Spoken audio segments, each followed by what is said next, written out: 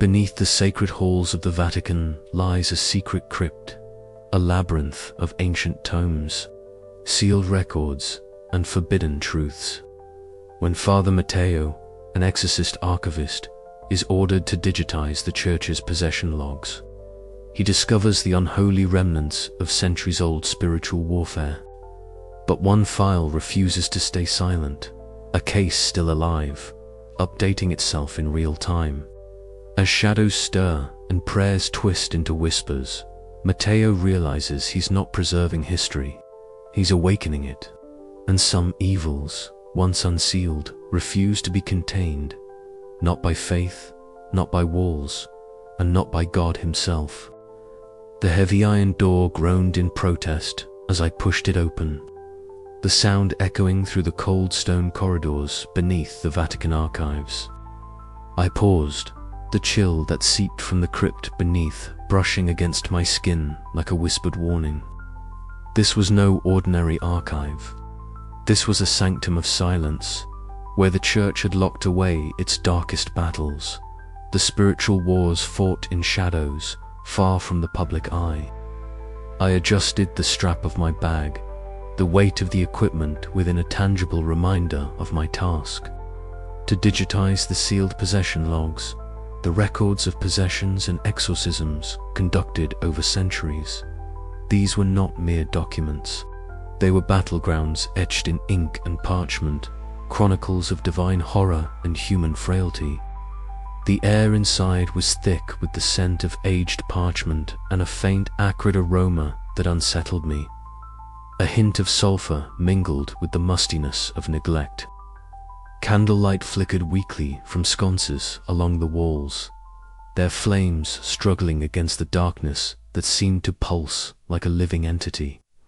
Shadows danced and recoiled, as if aware of my intrusion. Sister Beatrice was already there, her serene presence a stark contrast to the oppressive atmosphere. She offered a gentle nod, her eyes reflecting a quiet resignation. Cardinal Vesevi's instructions were clear. The contents of this crypt were to remain strictly confidential. I was to work swiftly, meticulously, but with utmost discretion. I approached the first row of shelves, my fingers tracing the spines of leather-bound tomes thick with dust. Each book was a silent sentinel, guarding stories of souls touched by darkness. The possession logs were sealed with ancient symbols and wax stamps, barriers not just physical, but spiritual.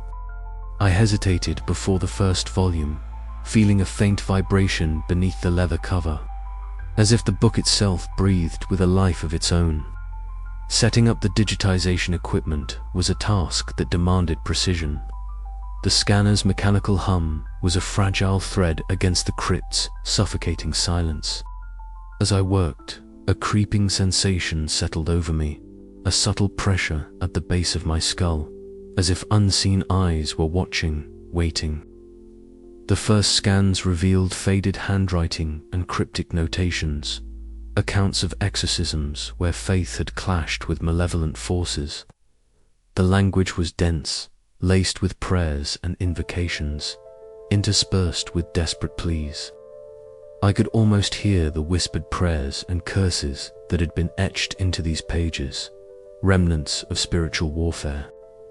Time blurred as I moved from one log to another, the weight of history pressing down. The crypt seemed to breathe around me, a living tomb where decay was not just physical but spiritual. The deeper I ventured, the more palpable the unease grew. Was it the residue of countless battles lost and won, or something else, something ancient and restless? As night deepened above ground, the crypt's silence was broken by a faint sound, a whisper carried on the stale air. I froze, straining to listen. It was unintelligible, yet unmistakably present. I shook my head, telling myself it was fatigue, the mind's trick in a place so steeped in darkness. But as I continued, the feeling did not fade. Instead, it thickened, wrapping around me like a shroud. The forbidden texts seemed to pulse with a dark energy, a spiritual decay that gnawed at the edges of my faith and reason. I closed the volume I had been scanning and looked around the crypt, the flickering candlelight casting long shadows. This was no ordinary archive. This was a tomb of secrets, a cage for horrors best left untouched. Yet here I was, the Church's chosen archivist, tasked with unraveling the past that still whispered in the dark.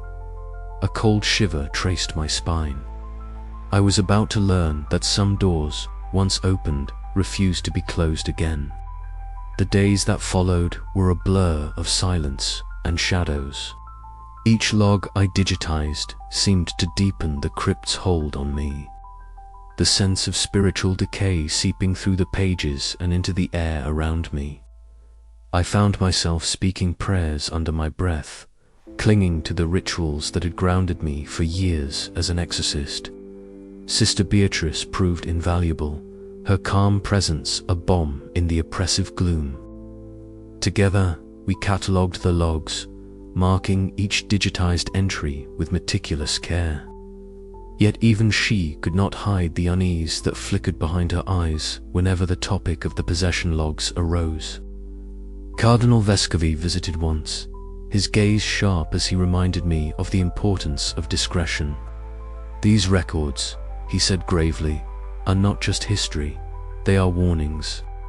The darkness we combat is eternal, and the Church's duty is to contain it, lest it spread beyond these walls." His words settled heavily on my soul. I had known the battles of possession firsthand, but to confront their legacy in this crypt was another matter entirely. The logs were more than documentation. They were living testaments to divine horror, spiritual decay captured in ink and shadow. One evening, as the last candle guttered and died, I lingered before a particularly ancient tome. Its leather was cracked and worn, the seal faintly illuminated by the dying light. I reached out, hesitating for a moment before breaking the wax seal, a gesture forbidden by all protocol. The moment the seal broke, a chill swept through the crypt, and I heard it clearly this time. A whisper, not from any human voice, but something darker, something ancient. It spoke of pain and fury, of chains and freedom. My heart thundered in my chest. The crypt around me seemed to lean in, the shadows thickening, the air growing heavier. The sealed logs were not mere records. They were prisons, and I had just opened the door. I swallowed hard, knowing that this first step into the forbidden was only the beginning of a journey that would test the boundaries of faith, reason, and the very nature of human courage. I had descended beneath the sacred halls, but now I faced the darkness that lurked beneath the sacred itself. The crypt was silent save for the soft scraping of Luca's fingers against brittle parchment and the faint hum of the digital interface perched atop the ancient oak desk. Layers of dust clung to the corners of the crypt's vaulted ceiling, and the air was thick with the scent of aged leather and candle wax. Luca Moretti had been assigned to this deep recess beneath the Vatican archives to digitize the Church's most guarded secrets, the possession logs, files sealed tight for centuries, chronicling the darkest battles between man, demon, and divine will. Tonight, as the candlelight flickered uncertainly, Luca's eyes were drawn to a file that should have been sealed and barred from his view. The digital screen before him displayed a list of cases, each marked with red seals, except one. This file, ominously titled Case 47, the unnamed, bore no seal. What was stranger still was a time stamp blinking softly, updating second by second. Curiosity wrestled with caution as Luca hesitated, his finger hovering above the mouse. The air seemed to thicken, pressing in on him with unseen weight.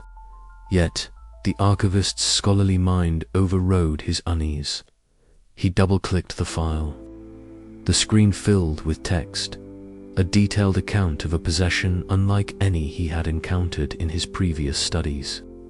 The entries described a man whose soul was gradually consumed by an entity not merely demonic but something far older, more divine in its horror. The words twisted and writhed on the page, describing spiritual decay as if it were a living plague, not just metaphor. As Luca scrolled, the text updated before his very eyes. New lines appeared, chronicling events that could not have been recorded by human hands. The victim's symptoms worsened.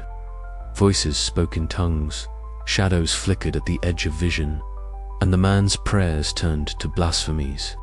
The horror was conveyed not only in words, but in the way the text itself seemed to pulse with a malevolent life. A sudden chill swept the crypt, snuffing the candle's flame momentarily. Luca's breath hitched as a whisper brushed past his ear, unintelligible, yet laden with ancient menace. Shaking, he looked around the room, but the crypt remained empty save for the rows of forbidden texts. He forced himself back to the screen. Another entry had appeared. The seal weakens. The entity stirs beyond containment. Luca's heart pounded. This was no ordinary case file. It was alive, or worse, possessed by the very force it sought to document. He tried to close it, but the file resisted, the interface freezing and flashing cryptic symbols in Latin and an indecipherable script. A bead of sweat traced down Luca's temple as he realized the implications. If this file was updating in real time, was the entity still active? Was it reaching beyond the crypt's confines through these digital pages? He reached for the radio transmitter clipped to his carsack, fingers trembling. "Control, this is Moretti. I've found an unsealed case file." That static cut him off. The crypt's ancient walls seemed to pulse with an unseen energy, the shadows deepening and stretching toward him. The line went dead. Luca's scholarly detachment shattered, replaced by a raw, primal fear. He was no longer merely an archivist. He was a sentinel standing at the threshold of an unfolding nightmare. He steadied his breath and whispered a prayer, the words feeling fragile against the oppressive darkness. Then, with reluctant resolve, he began to read anew, determined to uncover the truth within the unsealed case, even as the crypt itself seemed to watch and wait. The digital text continued to shift, revealing horrors unspoken, divine terrors that strained the limits of human comprehension. Luca knew one thing with chilling certainty. This was no longer just history, it was a present threat, and the battle for souls was far from over. As the first light of dawn threatened the horizon, Luca sat alone beneath the sacred halls, surrounded by echoes of spiritual decay and the whispering promise of divine horror. And somewhere, deep within the crypt, the unsealed case file waited, alive and hungry. The crypt was colder than usual tonight, or perhaps it was simply the weight of what I was about to uncover that seeped deep into my bones. The candlelight sputtered as a faint draft whispered through the ancient stone corridors beneath the Vatican archives, carrying with it the stale scent of dust and something far more unsettling: rot, spiritual decay, a corruption not of this world. I settled at the worn wooden desk, the case file open before me. Unlike the others, this one pulsed with a strange life, its pages seeming to shift imperceptibly under my gaze. I could feel it like a low hum vibrating through the air, a vibration that resonated within my chest and whispered directly into my mind. The first time I heard it, I thought it was my imagination, a faint murmur, barely audible, curling round my ears like a serpent's hiss. But the sound grew clearer with each passing moment: whispers, half-formed words, a voice that was not my own. I blinked hard, trying to dispel the sensation, but the voices remained, threading through the silence of the crypt like tendrils of smoke. I tried to focus on the text. The possession logs were meticulous records, each entry a testament to the Church's unyielding battle against darkness.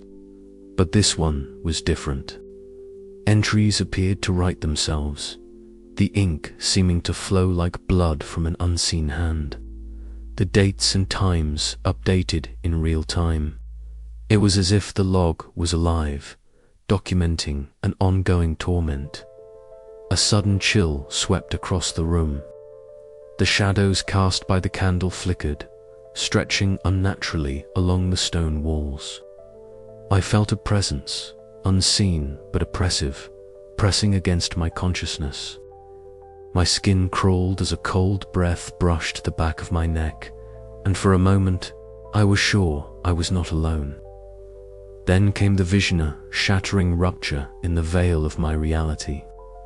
The crypt dissolved into a kaleidoscope of grotesque images, faces twisted in silent agony, eyes hollow and accusing, hands clawing at invisible barriers, desperate to escape, and a darkness so absolute it swallowed all light, all hope. I gasped and blinked, the candle sputtering back to steady flame as the vision faded. My heart pounded against my ribs like a frantic drum. Was this a warning?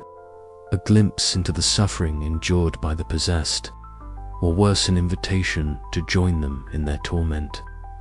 Desperate for answers, I scoured the margins of the log, discovering cryptic notes penned in a hurried, almost frantic script. Names and phrases leaped out at me.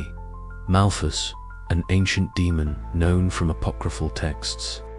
Veil of the Abyss, a term hinting at a cosmic boundary. The Bound One, a title that suggested imprisonment but also immense power. Each word was a shard of a terrible puzzle, a darkness lurking just beneath the surface of our sacred history. The air thickened again, heavier now, as if the crypt itself was inhaling, watching. The faint scent of sulfur burned at my nostrils, and the whispers turned from murmurs to urgent pleas. Or was it threats? I could no longer tell. I gripped the edges of the table, fighting to anchor myself in the tangible world. The walls seemed to breathe, undulating subtly, shadows pooling and stretching like living things. My mind teetered on the edge of sanity, the boundary between nightmare and waking slipping away. In that dark crucible, I understood the terrible truth. The entity trapped within this case file was not merely a remnant of past possession, but a living, evolving force, one that could breach the veil between worlds and corrupt the very fabric of reality. And now it was reaching for me. The candle flickered once more before steadying, casting its trembling light over the ancient text. I took a deep breath, steadying my trembling hands. The battle was no longer confined to the pages. It had begun within me. I whispered a prayer, though the words felt fragile and hollow in the suffocating dark. With trembling resolve, I prepared to delve deeper, knowing that every answer uncovered would only draw me further into the shadowed heart of the divine horror. The crypt held its breath, so did I. Outside, the distant toll of a bell echoed through the vastness of the Vatican, marking the passing of time and the coming of a night that would change everything. And somewhere, beyond the veil, the entity stirred once more. The dim light of the oil lamp flickered against the cracked stone walls as I carefully pulled another volume from the shelf, its leather cover brittle and worn from centuries of neglect. The scent of aged parchment and mold filled the air, mingling with the faint but unmistakable scent of incense long burned out. This was no ordinary book, it was one of the forbidden texts, bound in secrecy and shadow, whispered about in hushed tones among the Vatican's inner sanctum. Father Luca had warned me to tread carefully, but my curiosity, now a gnawing obsession, pushed me onward. Opening the volume, my eyes adjusted to the dense Latin script, the ink faded but still legible. Margin notes, penned in an ancient hand, traced desperate attempts to understand and restrain the entity whose containment had faltered. Each line revealed a fragment of a story so chilling that my skin prickled beneath my cassock. These were not mere accounts of possession. They spoke of a cosmic horror, an abomination not meant to cross the boundaries of our mortal realm. "Look here," Father Luca whispered, stepping closer. His voice was low, reverent, yet laced with fear. These annotations were made by the original exorcists assigned to this case. They believed they could bind the entity with ritual and prayer, but it was not so simple. I traced a faded symbol etched repeatedly throughout the pages, and intricate pattern that seemed almost alive, writhing beneath my gaze. The text referenced a summoning, a breach in the veil between the sacred and the profane. The original ritual, intended to seal the entity, had instead torn the fabric of spiritual containment, allowing a fragment of the horror to persist, feeding and growing in the crypt shadows. We moved deeper into the alcove, where the flicker of candlelight revealed faded frescoes on the walls. They depicted scenes of celestial battles, angels locked in eternal struggle against writhing, grotesque figures. The artistry was hauntingly beautiful, yet steeped in torment. Faces frozen in agony and triumph alike told a story of divine warfare, a war that had evidently not been won. "These images," Father Lucas said, "are the Church's silent testimony. They speak of the spiritual decay that has spread unnoticed, eating away at the sanctity of these halls." I felt the weight of his words as a chill crept up my spine. Returning to the manuscripts, I read aloud a passage describing a failed exorcism that culminated in a violent rupture, spiritual energies clashing and tearing through the very fabric of the crypt. The air grew colder, almost electric, as if the words themselves summoned the echoes of that ancient battle. "The entity is not dormant," I murmured, voice barely steady. "It is stirring." Father Luca nodded grimly. "And with every page you uncover, it becomes more aware of your presence." Suddenly, the candlelight flickered wildly, casting monstrous shadows that danced grotesquely across the stone walls. My breath caught as I realized the crypt was responding, the spiritual decay manifesting with renewed vigor. The symbol I had seen earlier was not just a mark of containment, but a seal one that was fraying. My hands trembled as I closed the book. The knowledge I had gained was a double-edged sword. It illuminated the path forward, but also revealed the precariousness of our situation. The entity's origin was entwined with a failed containment, a failure that now threatened to unravel all that the Church had fought to protect. "We must proceed cautiously," Father Luca warned. "The forbidden texts speak not only of past failures, but of the price yet to be paid." As I left the alcove, the shadows seemed to follow, whispering secrets that chilled me to my core. The battle between sacred and profane was far from over, and I was now an unwilling participant in a war that stretched beyond time itself. I resolved to delve deeper, to uncover every secret these forbidden texts held. For the sake of my soul and the sanctity of the Vatican, I had no choice but to face the darkness head-on. The crypt beneath the sacred halls was no longer just a repository of history, was a battleground, and the entity was awakening.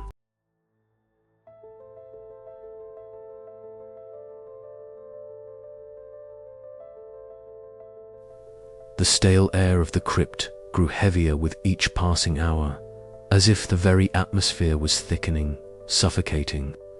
I could feel it, something unseen but palpable, creeping through the stone corridors and ancient wooden shelves. The spiritual decay that had long been whispered about in hushed tones seemed no longer confined to the pages of forbidden texts, but had begun to seep into the physical realm itself. It was during my routine inspection of the manuscripts that the first anomaly revealed itself. I had approached a set of leather-bound volumes, their spines cracked and worn from centuries of neglect. As my fingers brushed the surface of one tome, an inexplicable chill enveloped me, and my breath escaped in a visible mist despite the crypt's usual oppressive warmth. A cold spot, unnatural, one hovered in the air, like a wound in the fabric of reality. Startled, I withdrew my hand and glanced around. The flickering lamp cast long shadows that seemed to writhe, twisting at the periphery of my vision. I blinked, but the shadows lingered, as if watching, waiting. My heart quickened, a silent drumbeat echoing in the cavernous silence. Determined to maintain my composure, I returned to the manuscripts. But disaster was already unfolding. The pages of a particularly ancient codex began to curl and blacken beneath my hands. The ink, once a deep onyx, now bled like fresh wounds, forming grotesque, indecipherable shapes that pulsed faintly with an unnatural glow. I recoiled, the acrid scent of burning parchment filling my nostrils. "This isn't mere decay," I muttered under my breath. "It's corruption." As I stepped back, a low murmur rose from the shadows, a faint chanting that prickled my skin. I turned swiftly, heart pounding, but found only the empty crypt. The flickering shadows at the edges of my vision vanished like smoke, leaving behind a lingering sense of dread. Was it my mind playing tricks, or was the entity making its presence felt more aggressively? I moved cautiously deeper into the crypt, my footsteps echoing hollowly against the stone. The sulphuric temps of brimstone invaded my senses, mingling with the musty smell of old parchment and dust. It was a smell I had come to dread, an unmistakable sign of infernal presence. Tracing the crypt floor with my lantern's beam, I discovered faint sigils once drawn with holy chalk, now corrupted and glowing with a sickly iridescence. The lines that had been firm and precise were now fractured and blurred, as if the very sanctity of the warding spells was being eroded. The walls, too, bore new stains, dark, viscous streaks that seemed to pulse like veins, a grotesque mirror of spiritual rot. I sank to my knees, the weight of realization pressing down on me. The containment was failing.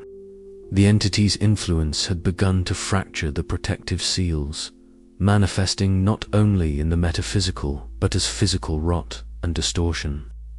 Every shadow, every chill, every corrupted manuscript was a sign that the dark force was clawing its way to freedom. Frustration and fear warred within me. I was an archivist, a keeper of sacred knowledge, but now I was a sentinel against an encroaching darkness. The protocols I had trusted, the seals, the wards, the ancient prayers, were no longer sufficient. The spiritual decay was accelerating, and with it, the danger to the Vatican itself. I knew I had to act quickly, but how? The forbidden texts offered no guidance beyond warnings and tales of failure. I felt isolated, the weight of centuries pressing down like the stones above me. Yet, the flickering shadows beckoned, a silent challenge to my faith and resolve. As I gathered the corrupted manuscripts, I whispered a prayer, hoping that some flicker of divine light remained within these hallowed walls. The crypt was dying, and with it, the fragile barrier between salvation and damnation. Tonight, the shadows would grow bolder, and I would be forced to confront the true nature of the darkness that sought to consume us all. But even in this despair, a grim determination took root. The battle was far from over. If the physical decay was a sign, then it was also a warning and a call to arms. I would find a way to strengthen the seals, to purge the corruption, or perish trying. For the sanctity of the Church, for the souls trapped within these walls, and for my own salvation. as I extinguished my lantern and prepared to descend deeper into the crypt's bowels.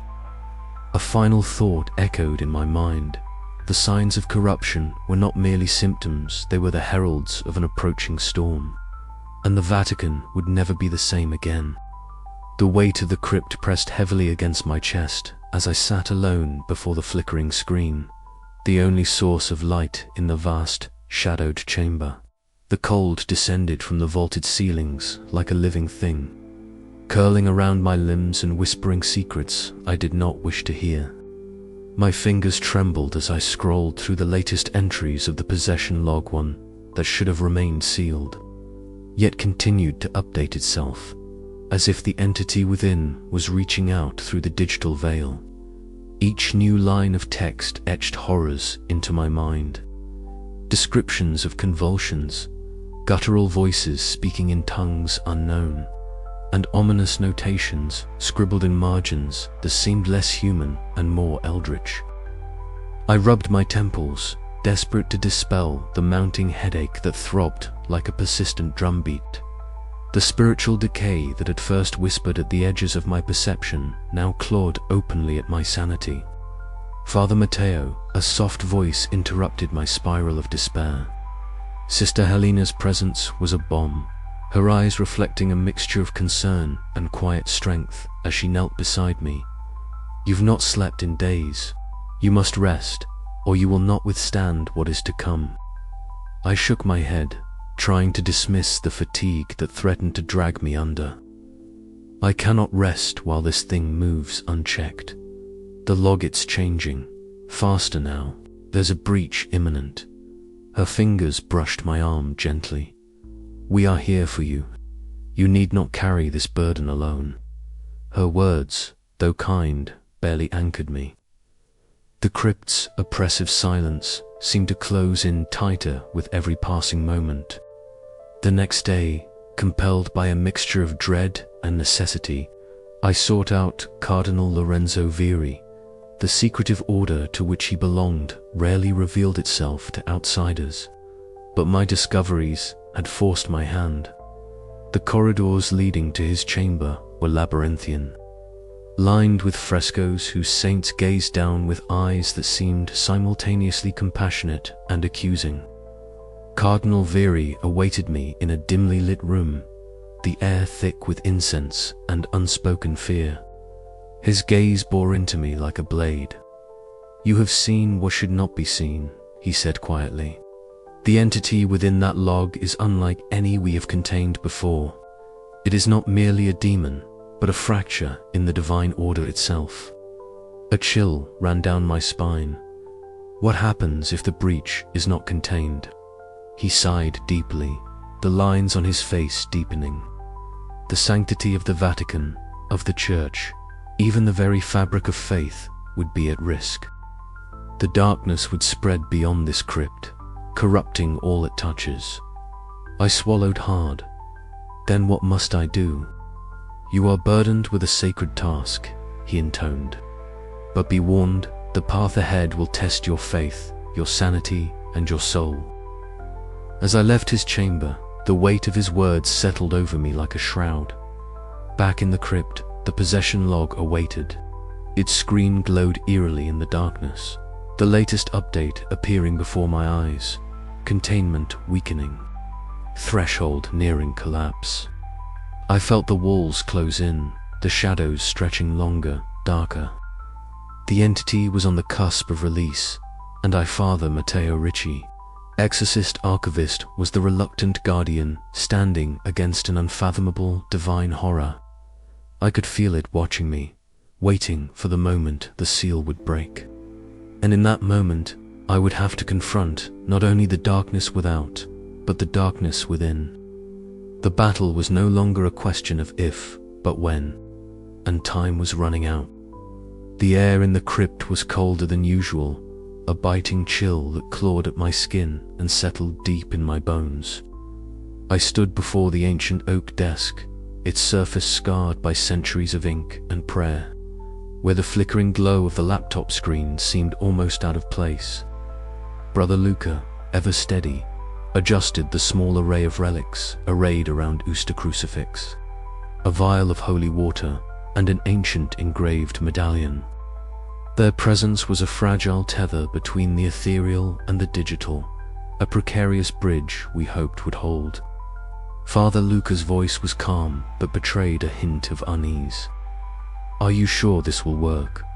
A digital exorcism. It's unprecedented." I swallowed hard, the weight of my own doubts pressing down like the centuries of spiritual battles etched into these crypt walls. "We have no choice. The entity is evolving, its influence seeping into the very data. If we delay any longer, the containment will fail entirely." The faint hum of the laptop was suddenly overwhelmed by a low, guttural whisper that seemed to emanate not just from the speakers, but from the stones themselves. As I initiated the program, the screen flickered violently, and the case file began to update before my eyes. Lines of text bleeding like ink into water, symbols twisting into shapes that defied comprehension. A cold wind swept through the chamber, snuffing out the candles and stirring the ancient dust. Shadows convulsed along the crypt's walls, crawling like living things. Brother Luca's fingers trembled as he steadied the keyboard. "The entity is resisting," he murmured. I nodded, gripping the crucifix tighter. "Hold steady, we must push through." The whispers morphed into a cacophony of anguished cries and distorted prayers, a choir of torment that clawed at the edges of my mind. My vision blurred, and for a moment, the crypt itself seemed to dissolve, replaced by a boundless void punctuated by flashes of divine light and shadow. Suddenly, the laptop emitted a piercing shriek, and the screen exploded into a swirl of spectral light. In that blinding moment, I glimpsed the entity's true form, a terrifying amalgamation of divine horror and spiritual decay. It was a shifting mass of corruption, both radiant and grotesque, a manifestation of all that the sacred and the profane could conjure. "Father," Luca's voice cut through the chaos, grounding me back in the crypt. I forced myself to breathe, to focus. The entity recoiled, retreating into the digital depths from which it had surged. The whispers faded, replaced by a heavy silence that pressed against my ear. Exhausted, I sank to my knees beside the ancient texts, the weight of what we had unleashed settling like a stone in my chest. The crypt was still, but I knew this fragile calm was only temporary. The spiritual decay had been laid bare, and the battle was far from over. "We've broken the seal," I whispered, voice barely audible, but at what cost? Brother Luca placed a steady hand on my shoulder, his eyes reflecting the flickering candlelight. "We fight on, Father. Whatever comes next, we fight." As I looked back at the laptop screen, now dark and silent, a cold certainty settled within me. This was only the beginning. The forbidden texts had warned us of such reckoning, and now, the crypt itself had become a battleground where the sacred and the profane clashed in a war without end. I rose slowly, steeling myself against the shadows that still lingered, and prepared to face whatever darkness dared to rise next. The moment the containment seal fractured, a cold wave swept through the crypt, thickening the air with palpable malice. Father Matteo stood frozen, eyes wide as the impossible began to take shape before him. Shadows writhed unnaturally, coalescing into a form both terrifying and incomprehensibly shifting silhouette, woven from darkness and flickering holy light, a grotesque parody of sanctity.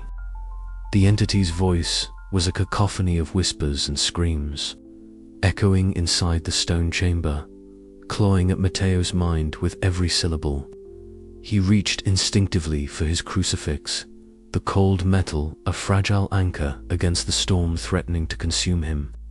The walls around him seemed to breathe, ancient symbols etched into the stone, glowing and pulsing with a sickly light. The ground beneath his feet throbbed rhythmically, as if the crypt itself were alive, a vessel for this blasphemous presence. Candles flickered wildly, their flames twisting into shapes that resembled anguished faces. Their silent screams a mirror to the torment unraveling in the chamber. "In Namen Patrice," Matteo whispered, voice trembling but steadying.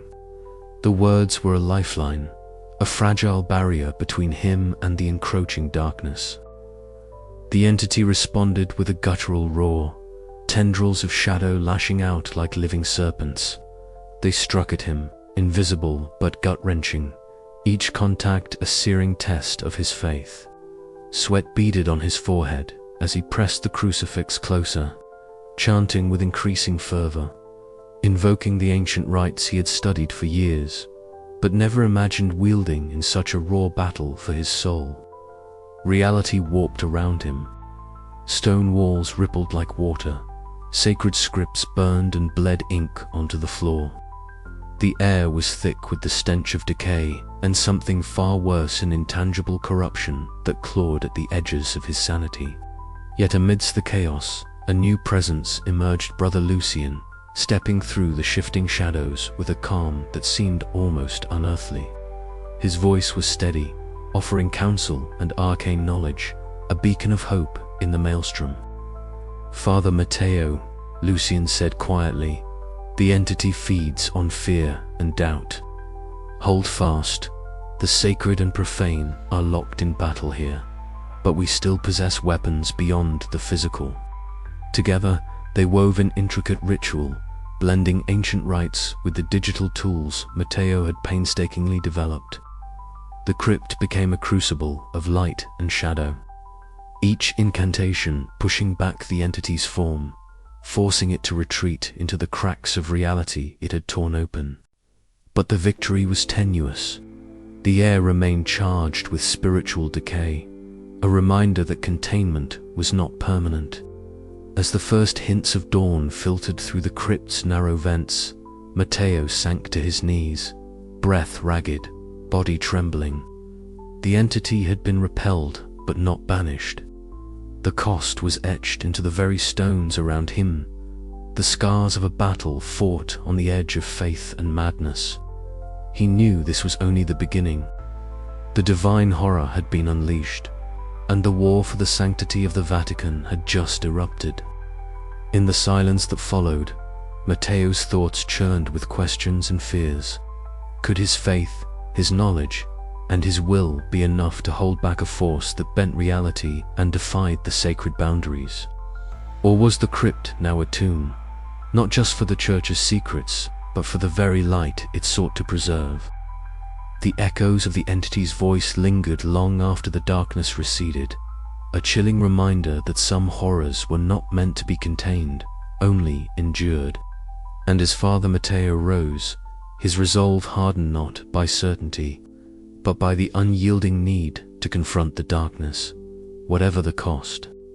The crypt was suffused with an almost tangible tension as I prepared for the ritual that would either redeem my soul or damn it irrevocably. The flicker of candlelight cast long shadows across the cold stone walls, flickering over the elaborate sigils and protective glyphs freshly etched into the floor around me. Each mark was a prayer, a plea to powers both divine and mysterious, drawn with trembling hands, yet unwavering conviction. The air itself seemed charged, thick with the mingling sense of burning incense and the sterile hum of the digital devices arrayed around the chamber. Brother Elias stood beside me, his gaunt face illuminated by the soft glow of the holoprojectors that traced lines of sacred text into the air. His voice rose steadily in a solemn Latin chant, a litany of ancient power that had echoed through the ages within these hallowed halls. Despite the weight of years etched into his features, there was a spark of fierce hope in his eyes, hope I desperately tried to share. "Remember, Father Matteo," he intoned gravely, "this is not merely a battle of flesh and spirit, but of knowledge and faith intertwined. The entity feeds on doubt and decay. Hold fast." I nodded. Gripping the relic in my hands, an ancient crucifix fused with a custom scanner, designed to detect and disrupt the entity's ethereal influence. It was a symbol of the old world meeting the new, sacred and technological, fused into a fragile weapon against the darkness. As the chant swelled, the holoprojectors cast protective barriers of shimmering light, encasing the chamber in a cage of both faith and circuitry. Suddenly, a surge of icy darkness erupted from the shadows at the periphery of our circle. The entity manifested partially, its form shifting like smoke, yet burning with an unearthly white light that seared the senses. The temperature plummeted, and a wind howled through the crypt despite its sealed confines. I felt the weight of its gaze, an oppressive force that sought to unravel my very soul. "Hold the line," Elias shouted, his voice cracking but resolute. I tightened my grip on the relic, feeling its warmth pulse faintly as the scanner beeped erratically.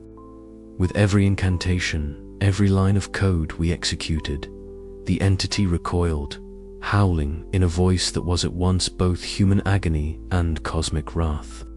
The crypt trembled as light and shadow waged war, the air thick with the clash of spiritual energies beyond human comprehension. Pain lanced through me, visions of decay, lost souls, and endless torment flashed behind my eyelids. I fought to steady my breath, to anchor myself in faith and duty. This was no longer a mere containment. It was a crucible, a test of everything I believed in. Minutes, or perhaps hours, passed in a blur of chanting and coded prayers until, finally, an eerie silence settled. The oppressive cold lifted marginally, and the shadows retreated into the dark corners of the crypt. The holoprojectors dimmed, and Brother Elias lowered his voice. "It is done, for now, but the scars remain." Exhausted, I sank to my knees, the weight of the ritual pressing down on me like a physical burden. The crypt was scarred, glyphs faded in places, and the air still carried the residue of spiritual warfare. Yet the entity was contained once more, its malevolent influence held at bay by this fragile new covenant of ancient rites and modern science. As I looked around the chamber, the heavy silence was punctuated only by the soft beep of the scanner and our labored breathing. I knew this was but a temporary reprieve. The battle between light and darkness was eternal, and the cost of this victory was etched deeply into my soul. But for now, I had fulfilled my duty. The possession logs would be updated, sealed anew, and the forbidden texts would stand as grim reminders of the price we paid. The crypt, though battered, remained a sanctuary, a fragile fortress against the encroaching void. Yet, in the depths of my heart, a question lingered. Was this truly the end, or merely the opening chapter of a darker covenant yet to come? The shadows seemed to whisper, and I knew the war was far from over. The iron door groaned a reluctant welcome as I pushed it open, stepping into the oppressive stillness of the crypt beneath the Vatican archives. The air was thick, laden with centuries of dust, the faint scent of candle wax mingling with something far more unsettling, an intangible hint of rot, as if the very spirit of this place had begun to decay. Brother Anselmo's trembling hand lingered on the doorframe, his eyes clouded with a mixture of fear and reverence. "Few come here," he murmured, voice barely above a whisper. "Fewer still return unchanged." I swallowed the rising unease that threatened to unsettle my purpose. As an exorcist archivist, my calling was clear: to preserve, to understand, to confront the darkness hidden within these walls. The crypt stretched before me like a cavernous tomb, its stone shelves groaning under the weight of ancient tomes, their leather bindings cracked and faded. Each book seemed to pulse with a silent history, whispering secrets of spiritual battles fought and won or lost long ago. With careful hands, I began the digitization process, the scanner's soft hum the only sound breaking the suffocating silence. My fingers trembled slightly as I lifted the first sealed possession log, its parchment fragile beneath my touch. The log was a record of possession cases, meticulously chronicled but forbidden, sealed away from the eyes of the uninitiated. Yet here I was, entrusted with breathing new life into these shadowed histories. The candlelight flickered, casting grotesque shadows on the crypt's ancient walls. Faces carved into the stone seemed to warp and twist in the wavering glow, their silent screams etched eternally in stone. A shiver ran down my spine, the shadows reaching out like tendrils of darkness seeking to snatch away my resolve. As I settled into my work, a sudden chill swept through the crypt, an unnatural cold that seeped into my bones. The scanner's light caught on a particularly worn text, and for a moment I thought I heard a faint murmur, a whisper so slight it could have been the wind or something else. My breath hitched, but I forced myself to continue. This was no place for fear. This was a sacred duty. Hours passed like minutes as I catalogued each log, the weight of their histories pressing down on me. I felt the spiritual decay closing in, a slow rot eating away at the sanctity of this place. The possession logs were more than records. They were battlegrounds frozen in time, warnings etched in ink and blood. As dawn approached, I paused, my eyes drawn to the sealed entries, their locks etched with holy symbols designed to contain horrors beyond comprehension. I could not yet know the darkness that stirred within, waiting. Yet, beneath the sacred halls of the Vatican, I had begun a journey from which there was no return.